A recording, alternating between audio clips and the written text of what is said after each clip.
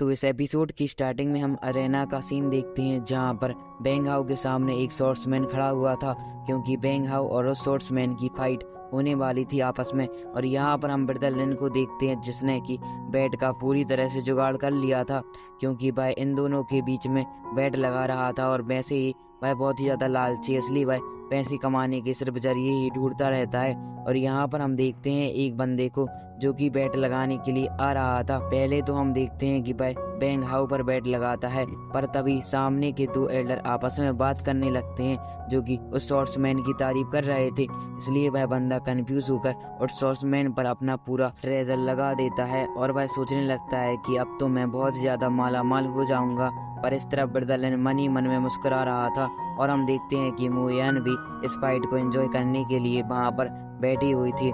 दूसरी तरफ हमें दिखाया जाता है कि वह स्वॉर्ड्समैन अपनी स्वॉर्ड्स स्किल का यूज करके बैंग हाउ पर अटैक करने की कोशिश तो करता है, पर बैंग हाउ उसको डॉज करता जाता है। इस तरह हम देखते हैं कि उन दोनों के बीच में बहुत ही ज्यादा आइकॉनिक लेवल की फाइट हो रही होती है। साथ में वह स्वॉर्ड्समैन बहुत ही ज्यादा कमजोर नहीं था, इसलिए वह अपनी पावर का यूज करके वहां पर एक अपनी तलवार की फॉर्मेशन बनाने लगता है, जिसकी वजह से वह उस फॉर्मेशन में बैंग हाउ को कैद करने की कोशिश तो करता है, पर बैंग हाउ उससे भी बच जाता है। फिर हमें दिखाया जाता है कि वह स्वॉर्ड्समैन हार नहीं मानता और वहां पर अपना एक स्पिरिचुअल स्नेक ले आता है जिसकी पावर बहुत ही ज्यादा थी। और यह देखकर बैंग हाउ और आसपास के लोग भी बहुत ही ज्यादा कंफ्यूज हो जाते हैं और वह मन में सोचने लगते हैं कि अब इससे बैंग हाउ किस प्रकार जीतेगा। पर हम देखते हैं कि बैंग हाउ के मन में बिल्कुल भी डर नहीं लग रहा था और वह सोचने लगता है कि इतनी छोटी बचकानी स्किल से क्या तुम मुझे हराने के लिए यहाँ पर आए हो। और ऐसा कहकर वह अपनी पावर का यूज करके उस पर अटैक करने की कोशिश करता है, पर वह स्नेक बहुत ही ज्यादा पावरफुल था, इसलिए हम देखते हैं कि उसकी पावर इतनी ज्यादा थी कि वह बैंग हाउ पर ही हावी होने की कोशिश करता है। यह देखकर बैंग हाउ उस स्नेक के स्पिरिचुअल फॉर्म के ऊपर चढ़ जाता है और उसको कंट्रोल करने की कोशिश करता है, पर हम देखते हैं कि वह स्वॉर्ड्समैन की पावर बहुत ही ज्यादा थी और वह उस स्नेक को बहुत ज्यादा अच्छी तरीके से कंट्रोल कर रहा था, जिसकी वजह से बैंग हाउ उस स्नेक को कंट्रोल नहीं कर पाता और शायद गिरने ही वाला था कि तभी वह अपने स्पिरिचुअल क्लोन बना लेता है जिनकी पावर बहुत ही ज्यादा थी। हम देखते हैं कि वह स्पिरिचुअल स्टोन चारों तरफ से उस स्नेक पर अटैक करने की कोशिश करने लगते हैं, जिसकी वजह से बैंग हाउ उस फाइट को जीतने ही वाला था कि तभी वह बंदा भी हार नहीं मानता और उस पर अटैक करने की कोशिश तो करता है, पर बैंग हाउ अपनी पावर का यूज करके उसे डिस्ट्रॉय कर देता है। यह देखकर वह बंदा पूरी तरह से हैरान हो चुका था और बैंग हाउ जीत चुका था इस मैच में।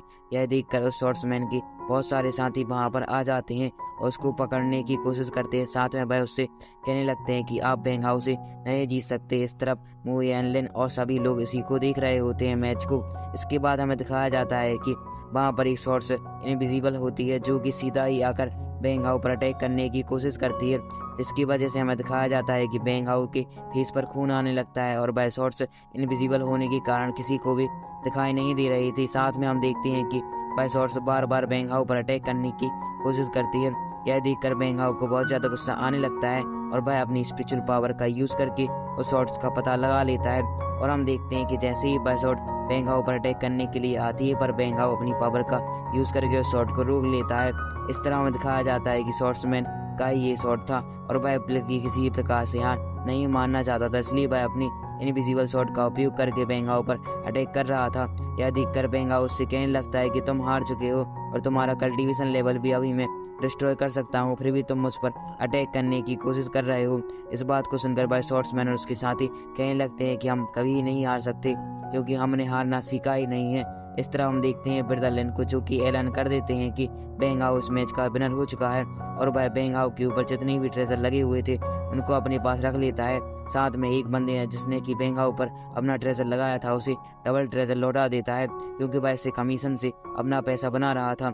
इसके बाद हम दिखाया जाता है कि ब्रदरलैंड वहां पर कहने लगते हैं किसी और को फाइट करनी हो तो यहाँ पर आ जाए।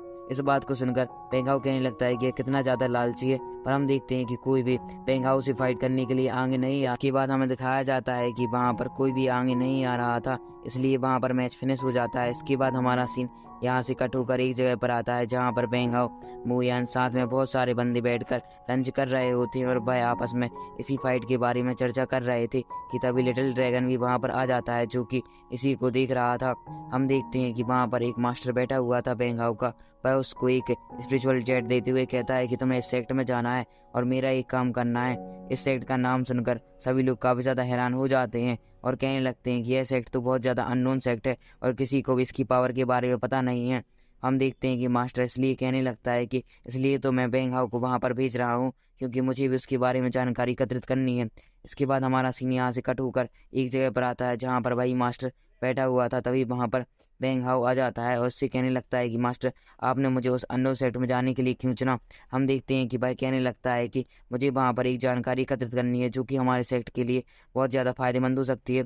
अगर तुम इसमें कामयाब हो गए तो हमारा सेक्ट के साथ साथ तुम्हारे कल्टीवेशन लेवल पर भी असर पड़ेगा। इस बात को सुनकर बेंग हाओ वहाँ पर जाने के लिए मान जाता है। इसके बाद हमें दिखाया जाता है एक जगह पर जहाँ पर सभी स्वॉर्ड्समैन अपनी अपनी सेक्टर में वापस जा रहे होते हैं क्योंकि भाई बेंग हाओ से हार चुके थे। हम देखते हैं कि भाई आपस में बात करते हुए जा रहे थे कि भाई सेक्ट में किस तरह अपना मुँह दिखाएंगे कि तभी वहाँ पर एक बंदा आ जाता है जो कि अपनी शॉट का प्रयोग करके वहाँ पर सभी लोगों को मार देता है। हम देखते हैं कि भाई एक बंदे को जिंदा छोड़ देता है और कहने लगता है कि जाओ अपने मास्टर से कह दो कि मैंने सभी को मार दिया है। और ऐसा ही होता है क्योंकि उस बंदे ने अपनी मास्क पहना हुआ था, इसलिए वह जो डिसाइपल होता है वह उसे पहचान नहीं पाता, पर वह अपने मास्टर से कहने के लिए वहाँ पर निकल जाता है। और इसी के साथ हमारा ये पार्ट यहीं पर एंड हो जाता है। इसका नेक्स्ट पार्ट जब भी आएगा तो मैं अपलोड कर दूंगा। Thank you for watching and keep supporting. मिलते हैं नेक्स्ट वीडियो में, बाय।